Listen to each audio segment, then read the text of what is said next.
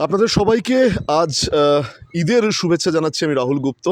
এবং আপনারা জানেন যে আজকের গোটা দেশ জুড়ে, গোটা বিশ্ব জুড়ে আজকের এই ঈদ পালন হচ্ছে। আর এই সময় আমরা রয়েছি সোনারপুর উত্তরে, একদম সোনারপুর উত্তরে রয়েছি। পরপর তিনবারের পর এবার তিনি তৃণমূল কংগ্রেসের চতুর্থবারের তিনি কিন্তু অলরেডি টিকিট পেয়ে গেছেন। সুতরাং ঈদ কাটার পরপরই জোরদার আরও প্রচার পর্ব শুরু হয়ে যাবে। রমজান মাস গেছে, তার মধ্যে আজ ঈদ, সব কিছুর মধ্যে আজকের আমাদের সময় দিচ্ছেন ফিরদৌসি বেগম। দিদি, প্রথমে আপনাকে ঈদের অনেক অনেক শুভেচ্ছা। হ্যাঁ, আপনাদেরও আমাদের ঈদের অনেক অনেক শুভেচ্ছা জানাই সবাইকে। আগে একটু ঈদের কথাই বলি। সেটা হচ্ছে দীর্ঘ 1 মাস রোজা রেখেছেন, তারপরে রাজনৈতিক বিভিন্ন কর্মকাণ্ড, তার মধ্যে এই আজকের পবিত্র দিন, সব কিছু মিলিয়ে কেমন গেল 1 মাস? 1 মাস যে রোজা হলো, এবারে 30টাই হয়েছে, 1 মাসই পুরো রোজা হয়েছে আমাদের। তো বোঝাই গেল না 1 মাস যে রোজা হলো, কি তাড়াতাড়ি যে বেরিয়ে গেল। আর প্রত্যেক দিন আসলে সকাল হলেই বেরিয়ে পড়তে হয়েছে, প্রত্যেক দিন বিভিন্ন কর্মসূচি। আর তারপরে এবছরে এক্সট্রা একটা কর্মসূচি যেটা ছিল SIR, মানুষকে বিভ্রান্ত করা, মানুষকে সবসময় বিপদে ফেলার যে পরিকল্পনা নিয়েছিল কেন্দ্রীয় সরকার। তো এই SIR এর জন্য মানুষের পাশে সারাক্ষণ মানে সময় বেশি দিতে হয়েছিল। যারা তৃণমূল কংগ্রেস কর্মী তারা সবাই এটার জন্য প্রচণ্ডভাবে সব ব্যস্ত ছিল আর কি। তো এই জন্য এই বছরটা যেন, এই সময়টা যেন, এই মাসের এই রোজাটা যেন খুব তাড়াহুড়ো করে গেল আর কি। মানে একদিকে রোজা, একদিকে একদিকে ঈদ, তার মধ্যে SIR, তার মধ্যে আবার ভোট অ্যানাউন্স, হ্যাঁ, তার মধ্যে আবার ভোট। দিদিমণির মানে রাজ্যের মুখ্যমন্ত্রী মমতা বন্দ্যোপাধ্যায়ের আপনি অত্যন্ত স্নেহধন্য, সেটা আমরা জানি। এবং দিদিমণিরও 3টে টার্ম পেরিয়ে 4টে টার্ম, আপনারও 3টে টার্ম পেরিয়ে 4টে টার্ম হতে চলেছে। সেক্ষেত্রে সোনারপুর উত্তর দীর্ঘ বড় এই বিধানসভা, একদিকে পঞ্চায়েত রয়েছে, একদিকে ওয়ার্ডও রয়েছে, রাজপুর সোনারপুর ওয়ার্ডও রয়েছে, পৌরসভা রয়েছে। দিদি, কি মানে আর কিছু কি কাজ বাকি আছে? হয়তো বাকি আছে। প্রথমত আমি আমার নেত্রী, আমার মাননীয় মুখ্যমন্ত্রীকে আমার অভিনন্দন জানাই। আমাকে আবার চতুর্থবারের জন্য মানুষের কাছে পাঠানোর জন্য আমি আমার প্রিয় নেতা, প্রিয় সাংসদ অভিষেক বন্দ্যোপাধ্যায়কে আমার অভিনন্দন জানাই, শুভেচ্ছা জানাই। তিনিও আমাকে এই দায়িত্ব পালন করার জন্য আবার পাঠিয়েছেন।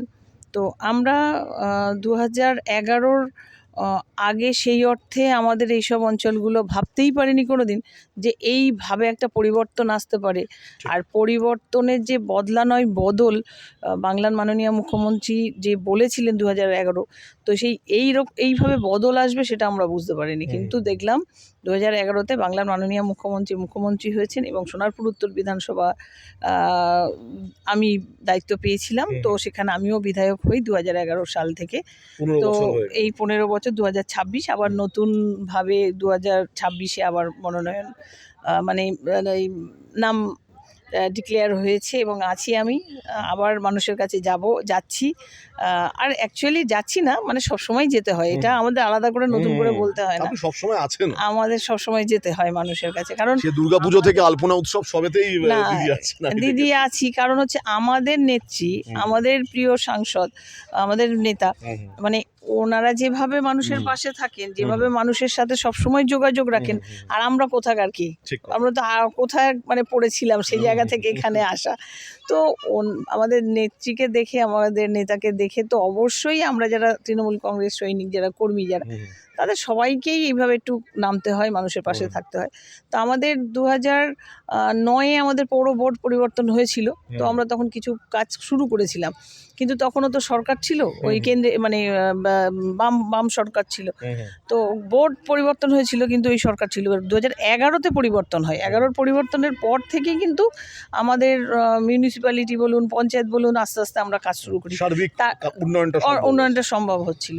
তো তার মধ্যে মিউনিসিপ্যালিটি যদিও বা পরিবর্তন হয়েছিল, 11-তে আমরা করেছিলাম, কিন্তু পঞ্চায়েত, আমার যতগুলো পঞ্চায়েত, ধরুন 3টে-4টে পঞ্চায়েত আমার তখন 2013-তে আমরা পাই। 11-12 পাইনি, 13-র ইলেকশনে 13-তে আমরা পেয়েছিলাম। তো পঞ্চায়েত যেমন 13-র পরে কাজ শুরু, আর পৌরসভা 11-র পর থেকে কাজ শুরু, এভাবেই আমাদের শুরু হয়েছে। তা আমাদের সার্বিকভাবে আমরা সমাধান করতে পেরেছি। রাজপুর সোনারপুর পৌরসভার 35টা ওয়ার্ডের যে পানীয় জলের ব্যবস্থাটা আমরা কিন্তু সার্বিকভাবে সমাধান করেছি। এটা কিন্তু বাকি নেই, এটা আমরা বলতে পারি, এটা বাকি নেই। এটা যখন যেখানে যে মানুষ বলবে আমাকে জল দিন, আমি জলের লাইন পেতে চাই, তাদের বলতে হচ্ছে না, আমাদের মাইকিং করে আমরা জলের লাইন দিচ্ছি। ঠিক। আমাদের নেত্রী, আমাদের দিদি বলে দিয়েছেন যে বিনামূল্যে বাড়ি বাড়ি জল, মানে বিনামূল্যে বাড়ি বাড়ি জল মানে শুধু জল যাবে সেটা নয়, কিন্তু জলের কানেকশনটাও বিনামূল্যে হচ্ছে। মানে এটা ভাবার বিষয় আছে, একটা মানুষ জল নেবে, তার বাড়ির লাইনটা তো তার পেতে দেওয়ার দায়িত্ব কিন্তু আবার পৌরসভা নিয়েছে, সরকার নিয়েছে, তার বাড়ি পর্যন্ত লাইন পৌঁছে দিচ্ছে এবং জল পৌঁছে দিচ্ছে। এটা একটা বড় মানুষের যে চাহিদা ছিল, সেই চাহিদাটা আমরা পূরণ করতে পেরেছি। তো এটা সার্বিকভাবে সমাধান, জলের প্রকল্পটা সমাধান। তো একসাথে সব তো সম্ভব হয় না, তো একটা প্রকল্প আমরা সমাধান করতে পেরেছি, আর বাকিগুলো আমরা নিশ্চয়ই করব। তা জল যাওয়ার জন্য রাস্তা কিছু খোঁড়া হয়েছিল, সেই কাজগুলো আমরা হাতে নিয়েছি, সেই কাজগুলো হচ্ছে। নাহলে রাস্তা তো অনেক ভালো হয়েছিল মাঝখানে আমাদের এইসব অঞ্চলে যেভাবে রাস্তার উন্নয়ন হয়েছিল, কিন্তু রাস্তাটা হয়েছিল কিছুটা লাইন করার জন্য হয়তো এখন আপনাকে বিরোধীরা বলবে কোথায় জল রাস্তা ভাঙা, হয়তো একটা দেখাতে পারে। তো সেখানে কিন্তু জলের লাইন গিয়েছে, যদি কোথাও রাস্তা ভাঙা থাকে সেটা কিন্তু জলের কাজ হয়েছে বলে, জলের লাইন বাড়ি বাড়ি কানেকশন দেওয়া হয়েছিল বলে, সেই কারণে সেই সব জায়গাতে হয়তো একটু খারাপ আছে, কিন্তু সেটাও খারাপ থাকছে না, কারণ সেই রিপেয়ার আমাদের নেওয়া হয়ে গেছে, কারণ প্রজেক্টটা শেষ, সেই কারণে এবার রিপেয়ারে নেমে পড়েছে, এবার কাজ শুরু হয়ে গেছে। তো এর মধ্যে এসআইআর ছিল বলে লেবার ছিল না, সেটার জন্য বেশ কিছুদিন দেরি হলো, আবার ইলেকশন হয়েছে। তো সব মিলিয়ে কিন্তু কাজ শুরু হচ্ছে, রাস্তা হবে। আমরা মিউনিসিপ্যালিটির প্রত্যেকটা ওয়ার্ডের যা নিকাশির ব্যবস্থাকে একটা উন্নত করার জন্য তার পরিকল্পনা নিয়েছিলাম। 2014 সালে কেন্দ্রের সরকার আসার পরেই কিন্তু আমাদের সেই প্রজেক্ট ক্যান্সেল করে দিয়েছিল। আমরা টেন্ডার ওয়ার্কার হয়ে যাওয়ার পরেও সেই প্রজেক্ট আমাদের ক্যান্সেল করে দিয়েছিল। তারপরেও আমাদের নতুন করে আবার তার ডিপিআর করে মোটামুটিভাবে একটা স্যাংশনের জায়গায় আছে, কিন্তু পার্টভাবে আমাদের কাজ শুরু হয়ে গিয়েছে। আউটলেটগুলো আমরা করেছি, বেশ কিছু জায়গায় জল জমতো, এখনো বেশি খুব প্রবল বর্ষণ হলে জল জমবে, কিন্তু আমরা পাম্পিং করলে সে জল কিন্তু বেরিয়ে যাচ্ছে, বেশিক্ষণ জল থাকে না। আগে যেমন 4 মাস 5 মাস 6 মাস একটা সময়, একটা ওই যে সরকার ছিল সেই সময় কিন্তু সারাক্ষণ মানে 6 মাস জলের তলায় মানুষ বসবাস করতো। আজকে কিন্তু সেটা নয়, এট এ টাইম জল কিছুটা জমে, কিন্তু আমাদের আউটলেট কিছু করা হয়েছে। তার মানে একটা জিনিস যেটা বোঝা যাচ্ছে, পানীয় জল থেকে শুরু করে জল নিষ্কাশন সমস্যা, এই দুটোই কিন্তু প্রায় অনেকটাই কমপ্লিট হয়ে গেছে, পানীয় জল সমাধান আর নিকাশি ব্যবস্থা পাট করে অনেক জায়গায় অনেকভাবে আমরা কমপ্লিট করতে পেরেছি। ফিরদৌসী বেগম তিনি বলছেন 15 বছরের তার কাজের অভিজ্ঞতা বলছেন, তিনি এখন অনেকটাই বলা যেতে পারে তিনি অনেক অ্যাক্টিভ হয়ে গেছেন, তিনি অনেক অ্যাক্টিভ, মানে 2011-র ফিরদৌসী বেগম আর 26-এর ফিরদৌসী বেগমের মধ্যে আকাশ পাতাল তফাৎ আছে। চতুর্থবারের জন্য জয়যুক্ত হওয়ার পর প্রথম মানে লক্ষ্যটা কি থাকবে অ্যাজ এ বিধায়িকা সোনারপুর উত্তরে? মানে এই 2026-এর নির্বাচনের পর, মানে জেতার পর, আমার মানুষের চাহিদা অনুযায়ী আমাদের কাজ করতে হয়, আর একটা সার্বিক সমাধান আমাদের মাননীয় মুখ্যমন্ত্রী করে দেন, আর আমাদের প্রিয় সাংসদও আমাদের সেই সার্বিক সমাধান তিনিও করে দেন। তো এমন কিছু প্রজেক্ট আমাদের দিয়ে দেন, তো আমাদের ভাবনার বাইরে থাকে যে আমরা এই কাজগুলো করতে পারবো, এটা আমরা বিধায়করা আমরা ভাবি না, কিন্তু সেগুলো আমরা পেয়ে যাই। সেগুলো সরকারের মাননীয় মুখ্যমন্ত্রী আছেন বলে তিনি দিয়ে দেন, আমাদের প্রিয় নেতা আছেন বলে তিনি ঠিক বুঝে যান, এলাকা অনুযায়ী আমাদের সেই কাজগুলো দিয়ে দেন। তারপরে আমরা সেই এলাকার মানুষের চাহিদাটা দেখে নিই, তো সেই অনুযায়ী সেখানকার যেগুলো কমিটমেন্ট হয় আমরা সেগুলো করি। তারপরে থাকে আমাদের যে ফান্ডগুলো থাকে, এমএলএ ফান্ড, এমপি ফান্ড, পৌরসভার ফান্ড, তখন আমরা সেই ফান্ডগুলো নিয়েই মানে সেইগুলো দিয়েই আমরা একটা চিন্তা ভাবনা করি যে কখন কোথায় কিভাবে কি কাজগুলো করতে হয়। যেমন আমাদের এখানে সোনারপুর উত্তর বিধানসভার আমরা প্রথম থেকে শুরু করেছিলাম, একটা ফায়ার স্টেশন ছিল না প্রথমে, কিন্তু 2011 আগে আমরা সেই ফায়ার স্টেশন করেছি। আমাদের কিন্তু এখানে সেইভাবে খেলার মাঠ ছিল না, জঙ্গল হয়ে থাকতো। এখন কিন্তু অনেক খেলার মাঠ হয়েছে, আইএফএর খেলাও হয়। হ্যাঁ, এইরকম এই জিনিসগুলো মানে আগে একদমই ছিল না, এগুলো কিন্তু আমরা তুলে ধরতে পেরেছি, করতে পেরেছি, এগুলো করছি। তো তো এইভাবেই আমরা মানুষের চাহিদা, যে এখানকার মানুষ যেমনভাবে যেগুলো ডিমান্ড করে আমরা সেইগুলো করতে চেষ্টা করি। তার মধ্যে আছে আমাদের অডিটোরিয়াম, একটা ভালো অডিটোরিয়াম হয়েছে, ব্যাংকোয়েট হল হয়েছে, একটা সুইমিং পুল আছে। তো এখানে আমাদের মানুষের চাহিদা অনুযায়ী আমাদের মানে অনেক কোনো ধরনের, অংশে শহরের বিধানসভা থেকে একেবারেই পিছিয়ে নেই, না, এটাই যেহেতু বুঝতে আমরা পারছি। কলকাতা কর্পোরেশন শহর লাগোয়া, একদম লাগবে। আমাদের বর্ডার, আমাদের সোনারপুর উত্তর বিধানসভা কলকাতা কর্পোরেশন বর্ডার। একদম বড়। আমার বাঁশদ্রোণীর রানিয়া 35 নম্বর ওয়ার্ড, সেখানে আমাদের অরূপদা আছেন। আবার এদিকে আমাদের খেয়াদাও 2 নম্বর অঞ্চল, সেখানে আমাদের জাবেদদা আছেন, পাশেই একদম বর্ডার।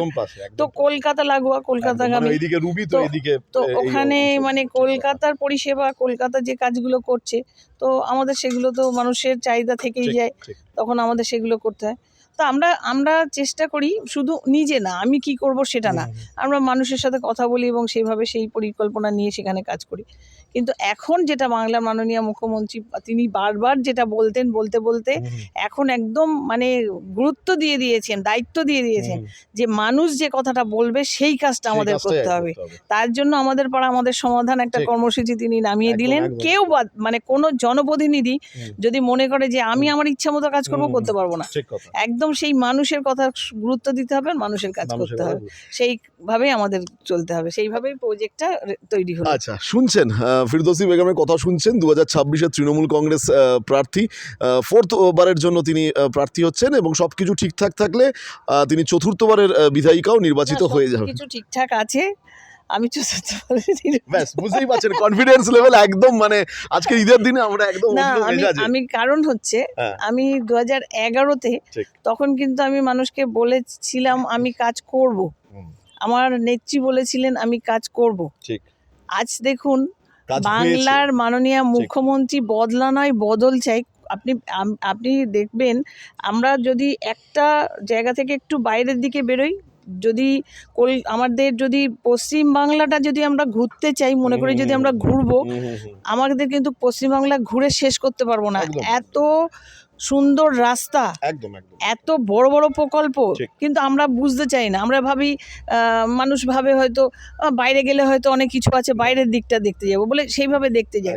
তাই সেই জন্যই বলছি যে একটা সময় ছিল পশ্চিমবাংলাটা একদম অন্ধকারে ছিল, তো এখন বাংলার মাননীয় মুখ্যমন্ত্রী এত প্রকল্প, এত কাজ, এত উন্নয়ন। এবার তার সাথে আমি আমার সোনারপুর উত্তর বিধানসভায় আমিও মানুষের পরিষেবা দিয়েছি, মানুষের পাশে গিয়েছি, তো আমি সেই কারণে আশাবাদী।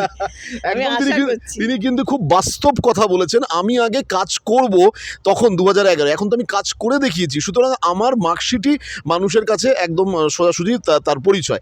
আমি একটা বিষয় আসবো, একদম সাধারণ গৃহবধূ থেকে রাজনীতির ময়দানে আসা আপনার স্বামী, তিনিও দক্ষ সংগঠক, নজরুল আলী মণ্ডল, তিনিও দীর্ঘদিন রাজনীতির মধ্যে আছেন। যখন এই ভোট আসে তখন পরিবারে কি ভোট রাজনীতি নিয়ে বেশি সময়টা কেটে যায় নাকি? না, ভোট আসে বলে না, আমাদের এটা সবসময় চলে। হ্যাঁ, আজকে দেখুন ভোট এলো, ধরুন এই তো কদিন হলো, কিন্তু আমি পুরো ধরুন এই যে পুরো সারা বছরটা, এই বছরটা আমরা কোনোদিনই সকালবেলা বাড়িতে থাকতাম, আমরা সকাল 9:30 10টা বাজে আমরা বেরিয়ে পড়ি, আবার সেই রাত 11টা 12টা। আমি যদিও 10:30 11টায় ঢুকি, তো তিনি আসতে পারেন না, তিনি আরও ওনার সাংগঠনিক এটা। তো সেই জন্য আমাদের শুধু ভোট না, মানে এটা কি বলুন তো, এটা তৃণমূল কংগ্রেস দলেরই একটা নিয়মই এটা, যে এইভাবে সে ভোট আসলেই কাজ করব এটা নয়, সারা বছরই কাজ করতে হবে। কারণ আমাদের নেত্রী নিজেই তো সারা বছর কাজ করছেন, নিজেই তো সারা বছর মানুষের সাথে যোগাযোগ রাখছেন। আমাদের প্রিয় সাংসদ, আমাদের প্রিয় নেতা, তিনি দেখুন কিভাবে মানুষের পাশে চলে যাচ্ছেন। তো সেই কারণে মানে এটা বসে থাকার দল নয়। এটা কিন্তু খুব বাস্তব কথা বলেছেন। আমাদের নেত্রী, আমাদের নেতা যদি কাজ করে তাহলে আমরা কাজ করব না কেন? আমি শেষ প্রশ্ন করব, তার কারণ ঈদের মরশুম চলছে, ঈদের একটা উৎসবের আমেজ চলছে। দর্শককে কি বলতে চাইবেন আজকের এই শুভ দিনে, কি বলতে চাইবেন? আজকে ঈদের সবাইকে শুভেচ্ছা জানাই। আজকে এই শুভ দিনে সবার ভালো হোক, সবাই ভালো করে ঈদ কাটাক। আর সবাই আমরা যেহেতু বাংলার মানুষ, আমাদের প্রিয় দিদি যেটা বলেন, আমাদের প্রিয় নেতা আমাদের দাদা যেটা বলেন, যে আমাদের ধর্ম যার যার উৎসব আমাদের Right. সবার, তো আমাদের সেই উৎসবে আমরা সবাই আসি, সবাই সবার পাশে থাকি, সব উৎসবগুলো যাতে ভালো হয়। আজকে ঈদের দিনে সবাই সবার বাড়িতে যাবে, একটু সিমাই খেয়ে আসবে, বিরিয়ানি খেয়ে, আপনি কিন্তু খেয়ে যাবেন 100%, অবশ্যই। 100%. তো তার মধ্যে আমি সবাইকে শুভেচ্ছা জানাই, আর অবশ্যই আমি সবাইকেই বলবো আশীর্বাদ করবেন, পাশে থাকবেন, বাংলার মাননীয় মুখ্যমন্ত্রী মমতা বন্দ্যোপাধ্যায় উন্নয়নের পাশে থাকবেন, আর বাংলাকে বাঁচাবেন, বাঙালিকে বাঁচাবেন, আর বাঙালি হিসেবে বাংলার পাশে থাকবেন, এটা আমি সবসময় বলবো। ঠিক কথা। কারণ যেভাবে বাঙালিদের ওপর অত্যাচার চলছে, যেভাবে বাঙালিকে যেভাবে হেনস্থা করা হচ্ছে, ঠিক এই সময় দাঁড়িয়ে যদি আমরা বাংলাকে না বাঁচাতে ঠিক পারি, বাঙালির হিসেবে বাঙালির একদম, পাশে না একদম, থাকতে পারি, একদম। আর আমাদের নেত্রী সেই কথাটাই তো বলছেন, আমাদের একদম। নেতা সেই দায়িত্বটা নিচ্ছেন ঠিক। তো, এই যে SIR কিভাবে করছে, NRC করে দিচ্ছে, এই যে কিভাবে মানুষকে বিভ্রান্ত ঠিক করছে, কথা। এইগুলোই তো। সেই একদম। কারণেই বলবো সবাইকেই, প্রত্যেকটা মানুষে আপনার মিডিয়ার মাধ্যমে আপনার দর্শকদের যারা আছেন তাদের সবাইকে অনেক অনেক ঈদের শুভেচ্ছা জানাবো, এবং বলবো বাঙালি হিসেবে বাংলার মাননীয় মুখ্যমন্ত্রী মমতা বন্দ্যোপাধ্যায়ের পাশে থাকবেন, আর আমাদের প্রিয় নেতা প্রিয় সাংসদ অভিষেক বন্দ্যোপাধ্যায়ের পাশে থাকবেন, এই আশা রাখি। এটাই হচ্ছে ফিরদৌসী বেগম। আলপনা উৎসব কিংবা দুর্গাপুজো কিংবা ঈদ সবেতেই কিন্তু তাকে দেখা যায়। আমরা ফিরদৌসী বেগমের সঙ্গে আজকের এই ঈদের শুভক্ষণে একেবারে অন্য মেজাজে কথা বললাম। তার অবশ্যই শুভেচ্ছা জানাবো, তার গোটা পরিবারকে আমাদের তরফ থেকে, দিশাশক্তি নিউজের তরফ থেকে শুভেচ্ছা জানাবো। এবং ভোট এগিয়ে আসছে, সোনারপুর উত্তরের দিকে আমাদেরও নজর থাকবে। রাহুল গুপ্তের বিশেষ রিপোর্ট, দিশাশক্তি নিউজ, সোনারপুর উত্তর।